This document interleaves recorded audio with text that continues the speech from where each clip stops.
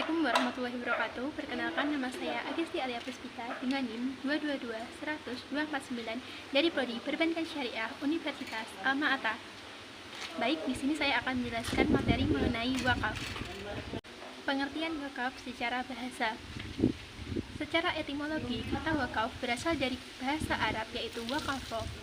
Asal kata wakafa berarti menahan atau berhenti atau diam di tempat atau tetap berdiri. Kata wakafa yakfifu wakfan semakna dengan kata habasa yahbisu tahbisan yang mengandung beberapa pengertian yaitu menahan harta untuk diwakafkan, tidak dipindah milikan. Kata wakaf yaitu waqf berasal dari bahasa Arab wakafa yang artinya menahan atau berhenti atau diam di tempat.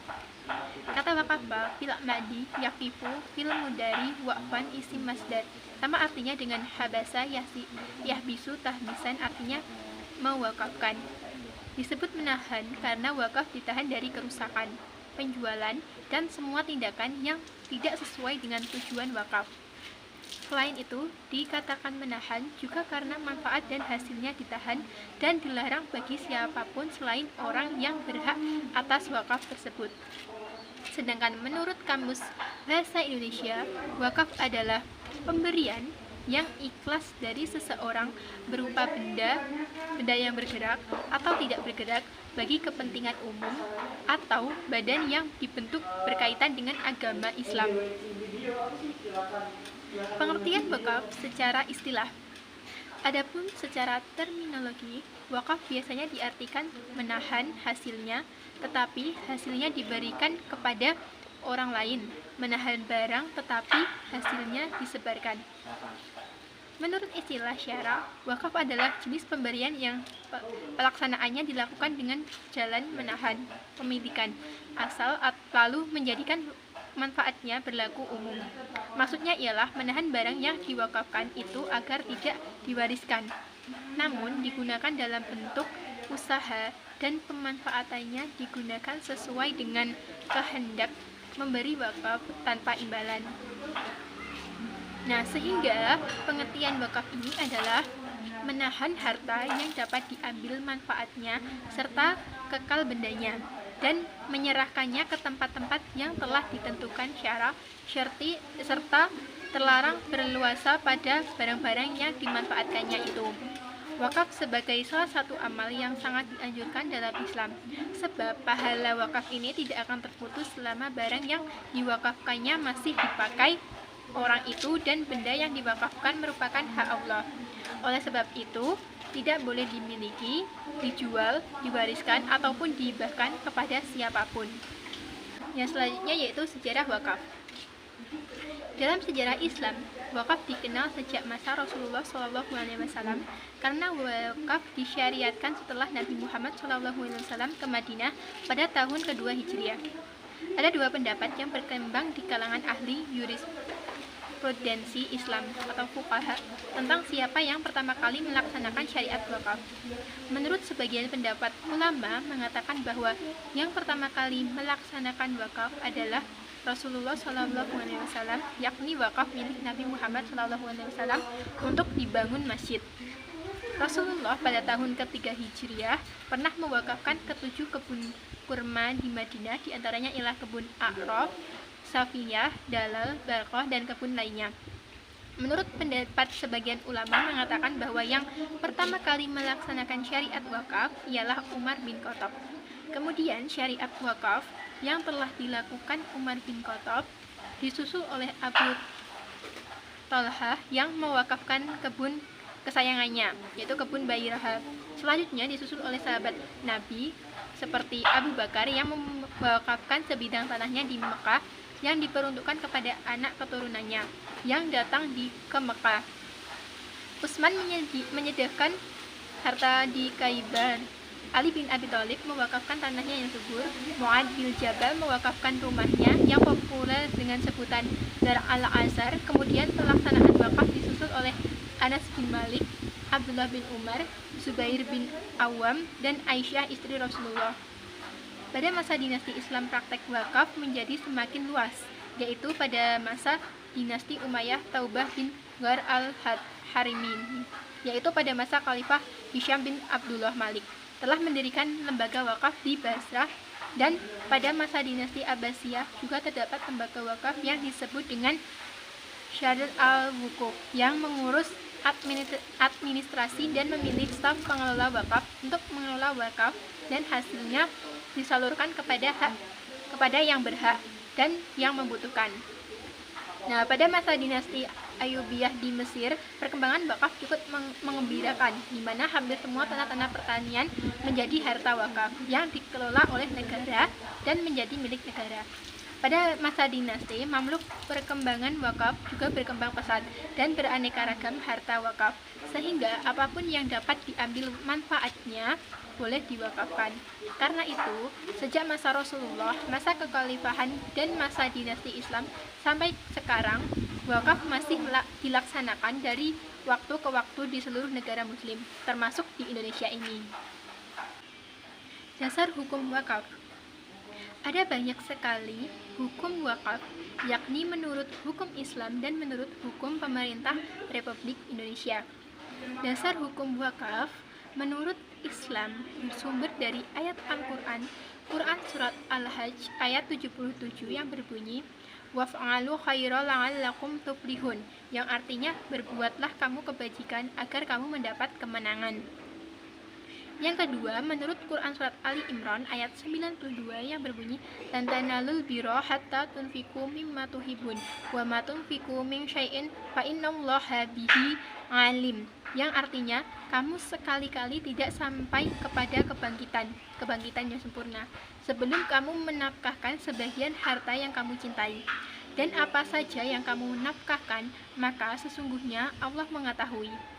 Sedangkan dasar hukum wakaf menurut hukum pemerintah, yaitu menurut Undang-Undang Nomor 41 Tahun 2004 Pasal 42 menjelaskan bahwa dalam pengelolaan dan pengembangan harta benda wakaf secara produktif, Nashir dapat bekerja sama dengan pihak ketiga seperti Islamic Development Bank, investor, perbankan syariah, lembaga swadaya masyarakat, dan lain-lain. Agar terhindar dari kerugian, Nashir harus menjamin kepada asuransi syariah. Hal ini dilakukan agar seluruh kekayaan wakaf tidak hilang atau terkurangi sedikit pun. Upaya supporting atau dukungan pengelolaan dan pengembangan wakaf juga dapat dilakukan dengan memaksimalkan peran Undang-Undang Nomor 22 Tahun 1999 tentang otonomi daerah yang mendukung pemberdayaan wakaf secara produktif. Nah, dasar hukum wakaf yang keempat yaitu menurut Peraturan Pemerintah Nomor 28 Tahun 1977 tentang perwakafan tanah milik dikeluarkan untuk memberi jaminan kepastian mengenai tanah wakaf serta pemanfaatannya sesuai dengan tujuan wakaf. Rukun wakaf. Terdapat 6 rukun wakaf. Yang pertama yaitu orang yang berwakaf, disebut juga wakif. Wakif adalah pihak yang mewakafkan harta benda miliknya. Adapun syarat-syarat wakif adalah setiap wajib harus mempunyai kecakapan melalui tabaruk, yaitu melepaskan hak milik tanpa imbangan material. Artinya, mereka telah dewasa, berakal sehat, tidak di bawah pengampuan, dan tidak karena terpaksa berbuat. Rukun yang kedua yaitu mauquf. Mauquf yaitu benda yang diwakafkan. Benda yang diwakafkan dipandang sah apabila merupakan harta bernilai, tahan lama, dipergunakan, dan hak milik wakif murni. Benda yang diwakafkan dipandang sah apabila memenuhi syarat. Adapun syarat-syarat benda yang diwakafkan yaitu benda harus memiliki nilai guna. Benda tidak sah hukumnya mewakafkan benda yang tidak berharga. Menurut syara yaitu benda yang tidak boleh diambil manfaatnya. Syarat mauquf yang kedua yaitu benda tetap atau benda bergerak. Secara garis umum, yang dijadikan sandaran golongan Syafi'iyah dalam mewakafkan hartanya dilihat dari kekekalan fungsi atau manfaat dari harta tersebut. Syarat yang ketiga yaitu benda yang diwakafkan harus jelas diketahui ketika terjadi akad wakaf. Syarat yang keempat yaitu benda yang diwakafkan benar-benar telah menjadi milik tetap si wakif itu ketika terjadi akad wakaf. Rukun wakaf yang ketiga yaitu mauquf alaih, yaitu tujuan atau tempat diwakafkan harta itu adalah penerima wakaf. Mauquf alaih ini tidak boleh bertentangan dengan nilai-nilai ibadah.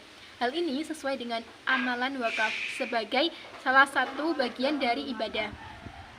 Dalam hal ini, apabila wakif tidak menerapkan peruntukan harta benda wakaf, maka nashir dapat menetapkan peruntukan harta benda wakaf yang dilakukan sesuai dengan tujuan dan fungsi wakaf.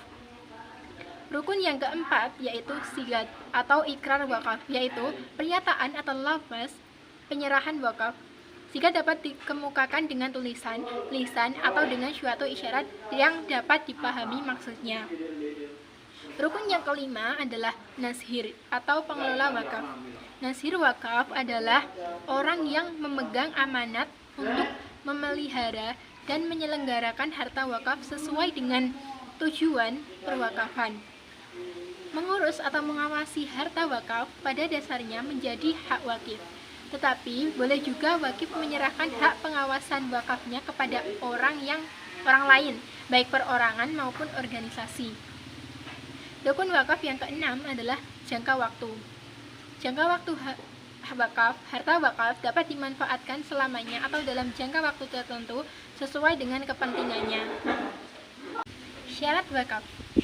Apabila wakaf dimaksudkan sebagai pemberian santunan atau sedekah, maka seorang wakif haruslah baligh, berakal, menggunakan sesuatu dengan baik, dan tidak dihalangi dalam menggunakan hartanya, dan berhak untuk berbuat baik dengan harta yang dimilikinya.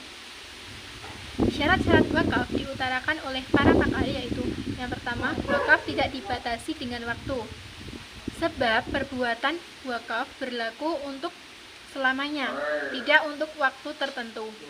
Yang kedua yaitu tujuan wakaf harus jelas, seperti mewakafkan sebidang tanah untuk masjid, musola, pesantren, pemakaman, dan lainnya. Yang ketiga yaitu wakaf harus segera dilaksanakan setelah dinyatakan oleh yang menyatakan, tanpa digantungkan pada peristiwa yang akan terjadi di masa yang akan datang. Sebab pernyataan wakaf berakibat lepasnya hak milik bagi yang mewakafkan. Yang keempat yaitu wakaf merupakan perkara yang wajib dilaksanakan tanpa adanya hak kiar, sebab pertanyaan wakaf berlaku ketika untuk selamanya. Macam-macam wakaf. Yang pertama yaitu wakaf langsung. Wakaf langsung atau wakaf non-produktif adalah proses pengelolaan wakaf untuk memberikan pelayanan langsung kepada orang-orang yang berhak, seperti wakaf masjid, sekolah, rumah sakit, dan lain-lain. Nah, contoh harta wakaf yang tergolong wakaf langsung ini antara lain adalah wakaf pohon untuk diambil buahnya, wakaf kendaraan, wakaf hewan, wakaf perlengkapan rumah ibadah, wakaf senjata, wakaf buku, wakaf mushaf, wakaf pakaian, dan wakaf tanah. Nah, jenis wakaf yang kedua yaitu wakaf produktif.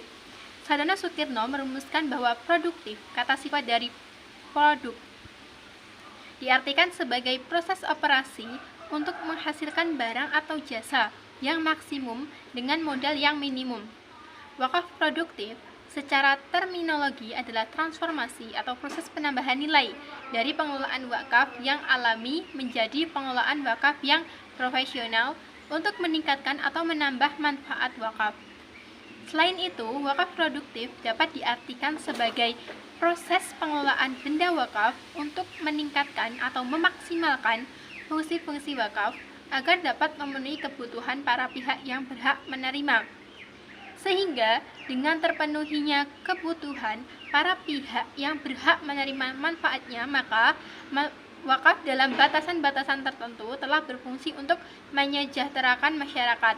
Yang termasuk ke dalam wakaf produktif ini adalah wakaf uang, wakaf saham, wakaf obligasi syariah, wakaf surat berharga syariah negara, dan yang lainnya. Manfaat wakaf. Wakaf merupakan ibadah yang tergolong pada perbuatan sunnah. Manfaat wakaf dalam kehidupan dapat dilihat dari segi hikmahnya, antara lain yaitu yang pertama, harta benda yang diwakafkan dapat terpelihara dan terjamin kelangsungannya.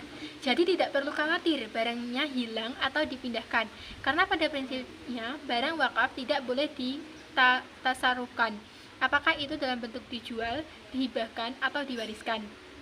Yang kedua yaitu pahala dan keuntungan bagi si wakif akan tetap mengalir walaupun si wakif telah meninggal selagi benda wakaf itu masih ada dan bisa dimanfaatkan. Yang ketiga yaitu wakaf merupakan salah satu sumber dana yang sangat penting manfaatnya bagi kehidupan agama dan umat.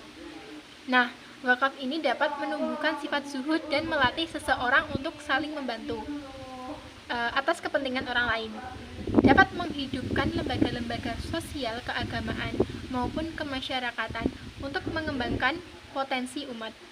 Keutamaan lainnya ialah dapat menopang dan menggerakkan kehidupan sosial kemasyarakatan umat Islam, baik aspek ekonomi, pendidikan, sosial budaya maupun lainnya. Sekian yang dapat saya sampaikan. Ada kurang dan lebihnya saya mohon maaf. Wassalamualaikum warahmatullahi wabarakatuh.